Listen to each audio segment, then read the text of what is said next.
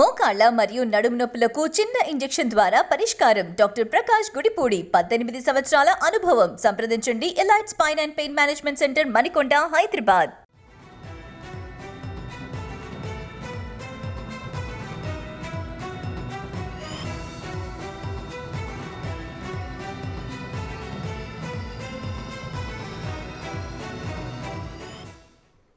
లేట్గానైనా లేటెస్ట్గా ప్రజాభిప్రాయ సేకరణ చేస్తోంది తెలంగాణ బీజేపీ.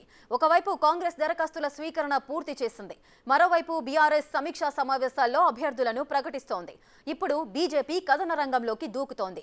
క్షేత్రస్థాయిలో నాయకుల అభిప్రాయ సేకరణ షురూ చేసింది. ఇందుకోసం రాష్ట్ర పదాధికారుల బృందం పర్యటనలకు బయలుదేరింది. పార్టీ మండలాధ్యక్షుడు ఆపై స్థాయి నాయకుల్ని కలవనున్నారు. పార్లమెంటు అభ్యర్థిగా ఎవరైతే బాగుంటుందనే వివరాలు సేకరించనున్నారు.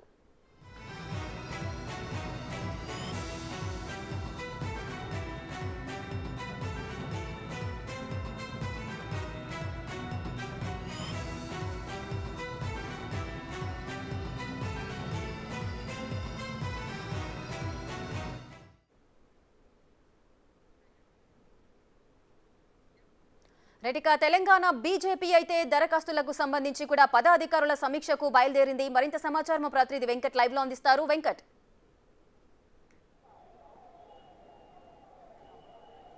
రేఖ, వచ్చే పార్లమెంట్ ఎన్నికలకు బీజేపీ సమాయత్తమవుతుందని చెప్పుకోవచ్చు. ఇప్పటికే రాష్ట్ర పదాధికారుల సమావేశం కూడా గత 2 రోజులుగా జరుపుకున్నది. ఇటు జిల్లాల అధ్యక్షులతో పాటు రాష్ట్ర ఇన్ఛార్జీలు అట్లనే పదాధికారులతో సమావేశం నిర్వహించుకుంది. సునీల్ బన్సల్ నేతృత్వంలో ఈ సమావేశాలు జరిగాయి. కొత్తగా బీజేపీ గత కొన్నాళ్ళ నుంచి కూడా సంస్థాగత ఇన్ఛార్జిగా లేకుండానే గత అసెంబ్లీ ఎన్నికలకు వెళ్ళింది. ఈసారి సంస్థాగత ఇన్ఛార్జిని కూడా నియమించుకున్నది. అట్లనే చంద్రశేఖర్ తివారీని అధిష్టానం నిర్ణయించింది. దాంతోపాటుగా ఎన్నికలు వచ్చి పార్లమెంట్ ఎన్నికలపైన దృష్టి పెట్టింది. గత అసెంబ్లీలో జరిగిన వైఫల్యాలు వచ్చే పార్లమెంట్ ఎన్నికల్లో జరగకుండా పూర్తి స్థాయిలో ఒక ప్రణాళికబద్ధంగా ముందుకు వెళ్తుందని చెప్పుకోవచ్చు.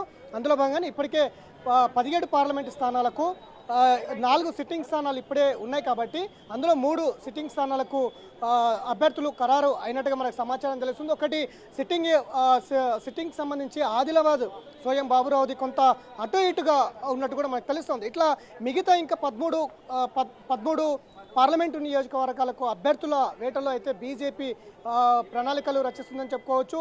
ఇక దానికి సంబంధించి ఒక్కొక్క పార్లమెంట్ నియోజకవర్గానికి 2 పాటు 3 పోటీ పడుతున్నటువంటి పరిస్థితులు కూడా బీజేపీలో కనిపిస్తున్నాయి. అందులో భాగంగానే ఇప్పుడు ఎవరైతే బలమైన నేతలు అనే దాని మీద ప్రత్యేకమైన దృష్టి పెట్టింది.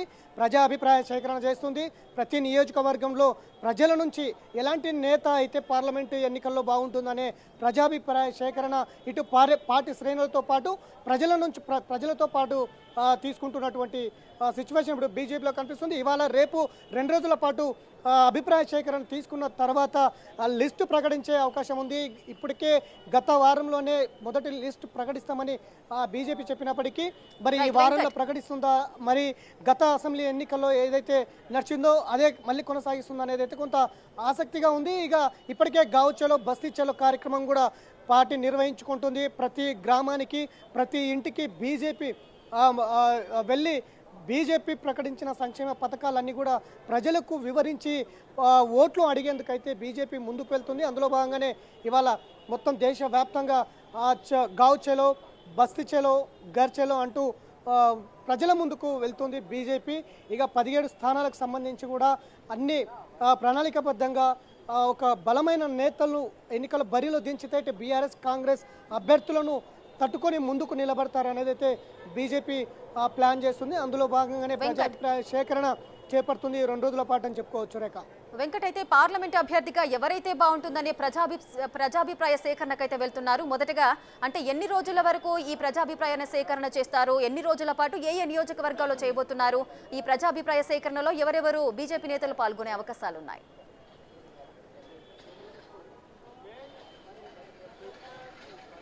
ఇప్పటికే 17 పార్లమెంటు నియోజకవర్గాలకు ఇన్ఛార్జీలు నియమించింది. ఒక్కొక్క నియోజకవర్గానికి కేంద్ర మంత్రులు కావచ్చు, ఇటు రాష్ట్ర ముఖ్య నేతలను ఇప్పటికే 17 పార్లమెంటు నియోజకవర్గాలకు ఇన్ఛార్జీలు నియమించింది. అట్లనే దానికి సంబంధించిన జిల్లా అధ్యక్షులు కూడా తో పాటు కన్వీనర్లు కూడా ఇప్పుడు పార్లమెంట్ నియోజకవర్గంలో అందరూ కూడా ఇన్ఛార్జీలు ఉన్నారు. వాళ్ళే ప్రజాభిప్రాయ సేకరణ చేస్తారు. ఇవాళ ప్రతి గ్రామానికి ప్రతి ఇంటికి బీజేపీ నేతలు ఎక్కడైతే కేటాయించినటువంటి వారి గ్రామాల్లోకి వెళ్ళి ఇవాళ ఆ ఊరిలో ఉన్నటువంటి ప్రజా సమస్యలు కావచ్చు, మోడీ ప్రభుత్వం గత 10 ఏళ్లలో ప్రవేశపెట్టిన సంక్షేమ పథకాలు కావచ్చు, ఇవన్నీ కూడా ప్రజలకు వివరించి ఒకరోజు పాటు అక్కడే అదే గ్రామంలో నిద్రపోయే విధంగా ఒకరోజు ఆ గ్రామంలోనే ఉండే విధంగా ప్లాన్ చేసుకున్నారు. అందులో భాగంగానే ఇవాళ కార్యక్రమాలు గావ్ చలో బస్తీ చలో కార్యక్రమం ఇవాళ ప్రారంభించారు. దాంతోపాటు ప్రజాభిప్రాయ సేకరణ ఆయా నియోజకవర్గాలకు సంబంధించిన ఇన్ఛార్జులే సేకరిస్తారు.